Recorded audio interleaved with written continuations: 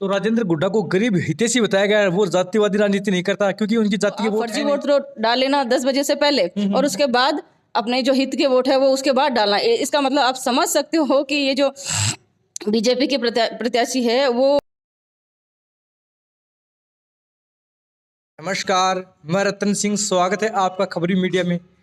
आज हमारे साथ जुड़ गए हैं डॉक्टर पुष्पा सैनी। तो मैडम जी, आपको मतलब कांग्रेस की सीट मिलने की क्या संभावना लगती है? मतलब किस प्रकार लगता है कि आपको सीट मिलेगी? देखो, मैं कांग्रेस की समर्पित कार्यकर्ता रही हूँ और लगभग 20 साल से मैं कांग्रेस से जुड़ी हुई हूँ हम्म। और रात दिन पार्टी के लिए काम किया है। और ये जो उदयपुर वाटी सीट है वो हॉट सीट है एक तरह से। और इस पे हालांकि बहुत सारे दावेदारों ने दावेदारी कर रखी है, लेकिन कोई बहुत शिक्षित और पढ़ा लिखा जिसको वास्तव में इस मतलब उदयपुर वाटी की हार्ट से चिंता हो, मुझे ऐसे लगा नहीं। जैसे पहले गुड्डा जी थे और अभी जाने किसकी किस्मत खुलने वाली है। और मुझे मतलब ऐसे लगता है कि मैं अगर यहाँ आती हूँ तो मैं बहुत विकास करूँगी, ये मेरा विज़न है। और दूसरा, पार्टी ने मुझ पे हमेशा भरोसा जताया है क्योंकि मैं 2018 से लेकर 2023 तक किशोर न्याय बोर्ड में मेंबर रही और अभी मार्च में मुझे पुनः बाल कल्याण समिति में मेंबर बनाया है। इट मीन्स सरकार मुझ पर भरोसा करती है। और मुझे हिंट मिला है कि अगर महिलाओं को, क्योंकि यहाँ उदयपुर वाटी में महिलाओं को दावेदारी दी जा सकती है, तो पार्टी ने मुझे हिंट दिया है कि आप चुनावी मैदान में जाओ, तैयारी करो। और हो सकता है अगर महिलाओं को टिकट मिलती है तो मुझे मिल सकती है एज ए प्रत्याशी के रूप में, और मैं यहाँ सेवा करना चाहती हूँ। तो आपको नहीं लगता कि कांग्रेस की सीट देने में देरी कर दी? पिछली बार भी ये हुआ था और अब भी वही हो रहा है। देरी कर दी ऐसा नहीं है, क्योंकि अभी फार्म फिल होने से पहले सारी सीट पे कौन प्रत्याशी आने वाला है डिक्लेरेशन हो जाएगा। लेकिन क्या है कि एक प्रत्याशी को सोच समझ के मतलब चुनना पड़ेगा, क्योंकि विनेबिलिटी देख रहे हैं हम। चाहे मतलब ऐसा हमें जिताऊ कैंडिडेट देखना है जिससे हमारी सरकार रिपीट हो सके। तो इसलिए जल्दीबाजी में हमें कोई फैसला नहीं करना है। कांग्रेस पार्टी जिसको भी टिकट देती है हम उसको जिता के विधानसभा भेजेंगे। तो मतलब इतना टाइम मिल जाएगा कि हर आदमी से आप मिल सको, कि इतना टाइम नहीं बचेगा ना? फिर सीट के वोट होते हैं वही आते हैं, फिर अदर वोट को किस प्रकार खींच के लाओगे आप?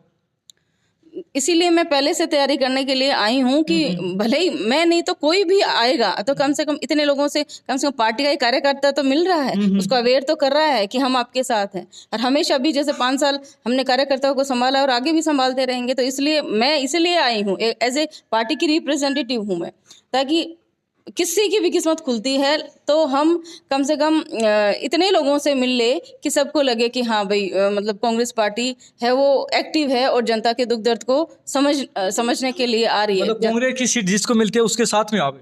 बिल्कुल, कांग्रेस की सीट जिसको भी मिलेगी हम उनको तन मन धन से जिता के लेके मैडम जी, जाएंगे। आप आज दशहरा का दिन है, दशहरा का दिन मतलब बुराई का अंत हुआ था, तो आप उदयपुर वाटी में बुराई का अंत किस प्रकार करोगे?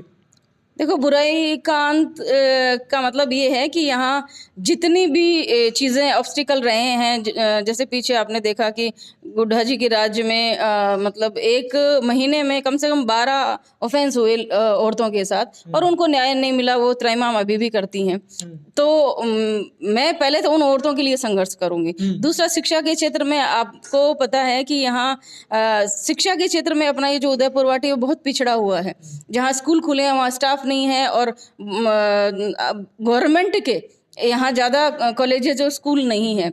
और तो उनके लिए मैं मतलब अगर हमारी सरकार रिपीट होती है तो मैं प्रयास करूँगी कि थोड़ी थोड़ी दूर पे हायर एजुकेशन इंस्टीट्यूट खुले, ताकि बच्चियों को और बच्चों को यहाँ से बाहर नहीं जाना पड़े। क्योंकि ये आपको पता है कि ये जो भौगोलिक इसका बनावट है वो ऐसी है कि आप जल्दी से यहाँ व्हीकल नहीं मिलते हैं, सड़कों की स्थिति आप देख रहे हो। तो इन सब के लिए मैं ये चाहती हूँ कि जो भी यहाँ की जनता है उनको आसपास ही एजुकेशन के लिए इंस्टीट्यूट्स उपलब्ध हो, ताकि वो यहीं अपनी डिग्री है, वो ट्रेनिंग है, जो भी है वो यहाँ से कर सके। तो राजेंद्र गुड्डा को गरीब हितैषी बताया गया है, वो जातिवादी राजनीति नहीं करता क्योंकि उनकी जाति के वोट है नहीं, वो मतलब छत्तीस कौम को साथ लेके चलता है। इस पर आप क्या कहना चाहोगे?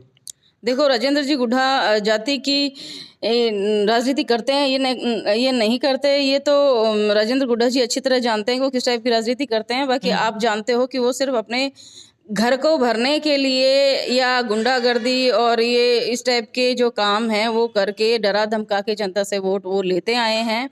और वो क्या 12 भाई बोले जाते हैं, तो वो 12 भाइयों का खूब जनता में उन्होंने इस टाइप से फैला रखा है कि वोट देते हैं तो ठीक है, नहीं देते हैं तो वो मतलब एक तरह से उनको लेना आता है। एक मैंने वीडियो जो अभी बीजेपी के जिनको जो प्रत्याशी है जिनको अभी टिकट मिली है, उन्होंने भी मतलब कहा है कि एक वीडियो में कहा है कि अगर जब चुनाव वाला दिन हो तो आप फर्जी वोट तो डाल लेना 10 बजे से पहले, और उसके बाद अपने जो हित के वोट है वो उसके बाद डालना। इसका मतलब आप समझ सकते हो कि ये जो बीजेपी के प्रत्याशी है वो मतलब किस प्रकार अभी जैसे वो इस टाइप की सोच रखते हैं तो जनता का क्या भला करेंगे, ये आप समझ सकते हो। तो मुझे उस पीड़ा मतलब है। आपने वो वीडियो देखा था जिसमें सुप्रीम चौधरी जी बोल रहे थे कि फर्जी वोट तो 10 बजे से पहले पहले पड़ते हैं, ये बात सुनी आपने? बिल्कुल, ये पढ़ी। अब ये बात मैंने सुनी और मैं शॉक्ड रह गई। मैंने कहा एक जो जनता का प्रतिनिधि बनने जा रहा है वो इस प्रकार के वक्तव्य अभी ओपन में ये अपने जनता को समझा रहा है, तो मतलब वो जनता का क्या हित करेगा, ये आप सोच सकते हो। तो आप मतलब ये फर्जी वोट डालने वाले उनको किस प्रकार रखोगे आप? देखो, मैं जो भी कानून व्यवस्था है और जो भी निर्वाचन अधिकारियों की टीम है, मैं उनको कहूंगी कि जो आपके अधिकार हैं उनका पूरा प्रयोग करके आप निष्पक्ष रूप से मतलब अपना मतदाता का मतदान करवाएं और अपनी ड्यूटी को मुस्तैदी से करवाएं। और जो भी फोर्स लगती है उनको भी मैं ये आशा करती हूँ उनसे, हालांकि वो अपनी ड्यूटी हमेशा अच्छे से निभाते हैं, अभी भी मैं आशा करती हूँ वो अच्छे से अपनी ड्यूटी निभाएंगे और फर्जी मतदान नहीं होगा। अच्छा, तो इस वीडियो के माध्यम से उद्योगपति जनता को क्या संदेश देना चाहोगे आप?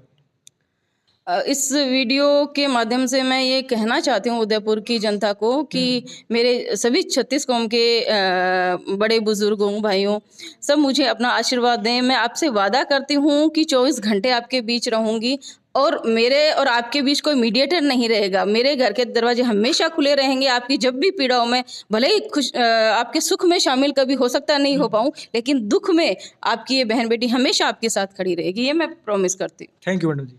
धन्यवाद।